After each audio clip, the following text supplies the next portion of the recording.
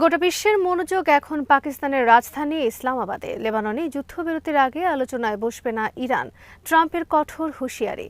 ইসলামাবাদে আলোচনা নস্যাতের চেষ্টা ভারতের, সাথে আছে সংযুক্ত আরব আমিরাত ও কাতার। আফগানিস্তানে পাকিস্তান বিরোধী ষড়যন্ত্রে যুক্ত হল সংযুক্ত আরব আমিরাত। যুদ্ধের সময় টানা ৪২ দিন বাংকারে ছিলেন ইসরায়েলে নিযুক্ত আমেরিকান উগ্র রাষ্ট্রদূত মাইক হাকাবি। ইরান পররাষ্ট্রমন্ত্রীকে ফোন সৌদি পররাষ্ট্রমন্ত্রীর, পাকিস্তানে সৌদি অর্থমন্ত্রী। বিডিভিউজ ইনফোটেনমেন্টে স্বাগত জানাচ্ছি, আমি সুস্মিতা দাস। আজ জানাবো ইরান যুদ্ধ বিষয়ক গুরুত্বপূর্ণ কিছু খবর। পাকিস্তানে যুক্তরাষ্ট্র ইসরায়েল আলোচনা নিয়ে চলছে টানটান উত্তেজনা। শুক্রবার রাতে ইরানের প্রতিনিধি দল পাকিস্তানে পৌঁছেছে, কিন্তু ইরানের দলনেতা সংসদ স্পিকার মোহাম্মদ বাকেরি কালিবাফ বলেছেন, ইসরায়েল লেবাননে হামলা বন্ধ না করা পর্যন্ত তারা যুক্তরাষ্ট্রের সঙ্গে কোনো আলোচনায় বসবে না। একই সাথে ইরানের অবরুদ্ধ বা জব্দ করা সম্পদ মুক্ত করতে হবে, যা দীর্ঘদিন ধরে আন্তর্জাতিক নিষেধাজ্ঞার কারণে আটকে আছে। অপরদিকে ইসরায়েলের প্রধানমন্ত্রী বেঞ্জামিন নেতানিয়াহু বলেছেন, লেবাননে হামলা বন্ধ করা হবে না। ইসরায়েলের সেনাপ্রধান জেনারেল ইয়েল জামির বলেছেন, আমরা লেবাননের বিরুদ্ধে যুদ্ধে আছি এবং হিজবুল্লাহকে পুরোপুরি ধ্বংস না করা পর্যন্ত যুদ্ধ থামবে না।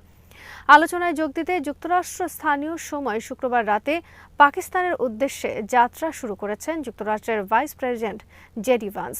পাকিস্তানে অবস্থানরত ইরানের প্রতিনিধি দলে রয়েছেন ইরানের সংসদের স্পিকার বাঘেরি গালিফাভ, পররাষ্ট্রমন্ত্রী আব্বাস আরাকচি, কয়েকজন সংসদ সদস্য ও উচ্চ পদস্থ সরকারি কর্মকর্তারা। শনিবার যুক্তরাষ্ট্র ইরান আলোচনায় বসার কথা। ১৯৭৯ সালে ইরানের ইসলামী বিপ্লবের পর এটা দুই পক্ষের মধ্যে সর্বোচ্চ কর্মকর্তা পর্যায়ের প্রথম কোনো সরাসরি আলোচনা। যুদ্ধবন্ধে আলোচনায় যুক্তরাষ্ট্রের প্রধান দাবি ইরানকে ইউরেনিয়াম সমৃদ্ধকরণ কর্মসূচি থেকে বিরত রাখা ও হরমুজ প্রণালী খুলে দেওয়া।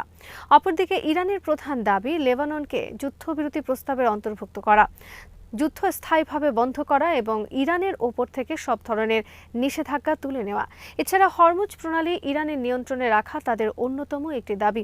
পাকিস্তান যাত্রার আগে ভাইস প্রেসিডেন্ট জেডি ভান্স বলেন, আমরা যুদ্ধ বন্ধের লক্ষ্যে আলোচনায় আগ্রহী, কিন্তু ইরান যদি কোনো নাটক করে তাহলে কঠোর পরিণতি অপেক্ষা করছে। ডোনাল্ড ট্রাম্প হুঁশিয়ারি উচ্চারণ করে বলেছেন, আমরা আমাদের যুদ্ধ মেশিনে ভয়ঙ্কর অস্ত্র লোড করছি।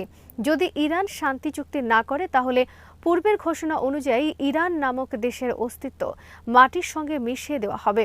ট্রাম্প বলেছেন, হরমুজ প্রণালী দিয়ে চলাচলরত কোনো জাহাজ থেকে ইরানকে টোল আদায় করতে দেওয়া হবে না।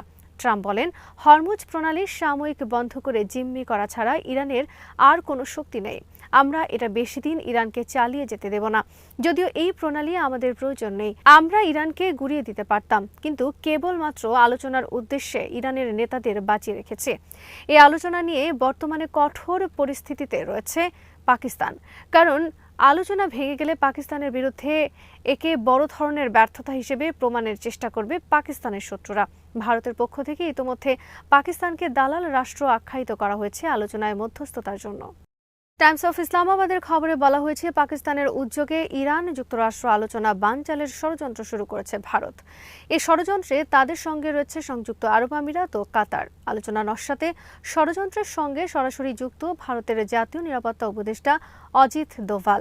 ভারতের সিনিয়র সাংবাদিক নীলু ব্যাস প্রধানমন্ত্রী নরেন্দ্র মোদী সরকারের বিরুদ্ধে ইসলামাবাদ আলোচনা নস্যাতের ষড়যন্ত্রের অভিযোগ করেছেন।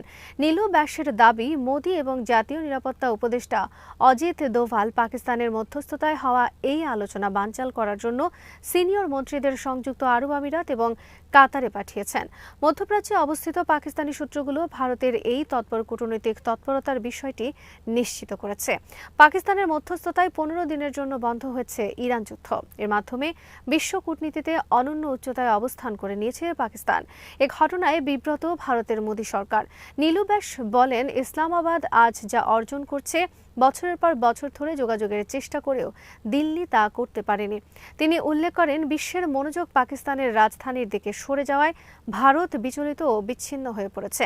পাকিস্তানি কূটনৈতিক মহল নিশ্চিত করেছে, উপসাগরীয় দেশগুলোতে নিযুক্ত ভারতীয় প্রতিনিধিরা হরমুজ প্রণালীর ওপর থেকে নিষেধাজ্ঞা প্রত্যাহার, নিয়ন্ত্রণ এবং দীর্ঘমেয়াদী নিরাপত্তা নিশ্চয়তা সহ গুরুত্বপূর্ণ বিষয়গুলোতে অগ্রগতি বাধাগ্রস্ত করার লক্ষ্যে বিভিন্ন বয়ান ছড়াচ্ছেন। ভারতে নিযুক্ত ইসরায়েলি রাষ্ট্রদূত রুভেন আজার প্রকাশ্যে পাকিস্তানের প্রতি গভীর অবিশ্বাস প্রকাশ করে এই বিতর্কে নতুন মাত্রা যোগ করেছেন। তিনি পাকিস্তানকে সন্ত্রাসবাদের পৃষ্ঠপোষক দেশ বলে অভিহিত করেছেন এবং বলেছেন যে ইসরায়েল মধ্যস্থতাকারী হিসেবে ইসলামাবাদের পরিবর্তে শুধুমাত্র তার আমেরিকান মিত্রদের উপরে নির্ভর করে।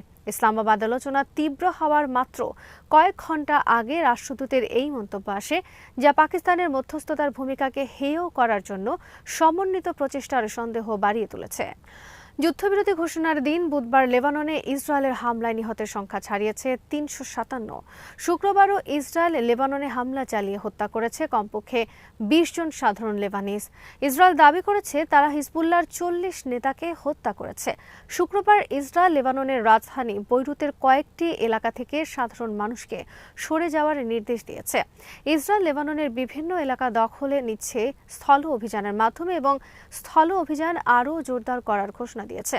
এদিকে যুদ্ধে বিভিন্ন পক্ষের ব্যাপক ক্ষয়ক্ষতির নতুন নতুন তথ্য প্রকাশিত হচ্ছে প্রতিদিন। ইরানে যুক্তরাষ্ট্র ও ইসরায়েলের হামলায় দেশজুড়ে ১,২৫,০০০-এর বেশি বেসামরিক স্থাপনা ক্ষতিগ্রস্ত হয়েছে বলে জানিয়েছে ইরান রেড ক্রিসেন্ট সোসাইটি। এর মধ্যে ২৩,৫০০টি বাণিজ্যিক কেন্দ্র ও ব্যবসা প্রতিষ্ঠান, এছাড়া ৩৩৯টি চিকিৎসা সংক্রান্ত স্থাপনা ক্ষতিগ্রস্ত হয়েছে, যার মধ্যে হাসপাতাল, ফার্মেসি, ল্যাবরেটরি, স্বাস্থ্যকেন্দ্র এবং জরুরি সেবা কেন্দ্র রয়েছে। ইরান যুদ্ধের সময় টানা ৬ সপ্তাহ একটি কমান্ড সেন্টারের অবস্থান করেছেন ইসরায়েলের নিযুক্ত আমেরিকান রাষ্ট্রদূত মাইক হাকাবি। যুদ্ধবিরতির পর নিজের অভিজ্ঞতা তুলে ধরে তিনি এই তথ্য জানান। সামাজিক যোগাযোগ মাধ্যম পোস্টে হাকাবি লিখেছেন, ২টি কুকুর নিয়ে এক কক্ষে কমান্ড সেন্টারে ৬ সপ্তাহ কাটানোর পর খাটের বদলে ক্যাম্প বেডে ঘুমানো, মাইক্রোওয়েভ ও হট প্লেটে রান্না করা এবং খুব সীমিত চলাচলের পর এখন যুদ্ধবিরতির সময় আমরা আবার বাসভবনে ফিরেছি। তিনি আরও বলেন, এবার সত্যিকারের বিছানা। রাষ্ট্রদূতের জীবন বিলাসিতা ও রোমাঞ্চে ভরা। মাইক হাকাবি দীর্ঘদিন ধরে ইসরায়েলের একজন কট্টর সমর্থক হিসেবে পরিচিত। নিজেকে খ্রিস্টান জায়নিস্ট হিসেবে দাবি করা এই কূটনীতিক চলতি বছরের ফেব্রুয়ারিতে এক সাক্ষাৎকারে বলেন, সিরিয়া, লেবানন, জর্ডান, সৌদি আরব, মিশর নিয়ে বৃহত্তর ইসরায়েল রাষ্ট্র গঠন করা উচিত। তিনি বলেন, ইসরায়েল যদি মধ্যপ্রাচ্যের বেশিরভাগ অংশ দখল করে নেয় তাতেও তিনি আপত্তি করবেন না। ইসলামাবাদে আলোচনা শুরুর আগে বৃহস্পতিবার রাতে যুক্তরাষ্ট্র ও ইসরায়েলের বিরুদ্ধে প্রতিশোধের অঙ্গীকার করে বিবৃতি প্রকাশ করেছেন দেশটির সর্বোচ্চ ধর্মীয় নেতা মোস্তফা খামেনি। বিবৃতিতে মোস্তফা খামেনি বলেন, আয়াতুল্লাহ আলী খামেনি সহ সব হত্যাকাণ্ডের প্রতিশোধ নিতে ইরান দৃঢ় প্রতিজ্ঞ। ইরানের রাষ্ট্রীয় সংবাদ মাধ্যমে প্রকাশিত বিবৃতিতে বলা হয়, যুক্তরাষ্ট্র ও ইসরায়েলের যৌথ হামলায় নিহত প্রত্যেক শহীদের রক্তের মূল্য আদায় করা হবে। আমরা অবশ্যই প্রতিটি ক্ষতির জন্য ক্ষতিপূরণ, শহীদদের রক্তের মূল্য এবং এই যুদ্ধে আহতদের জন্য ক্ষতিপূরণ দাবি করব।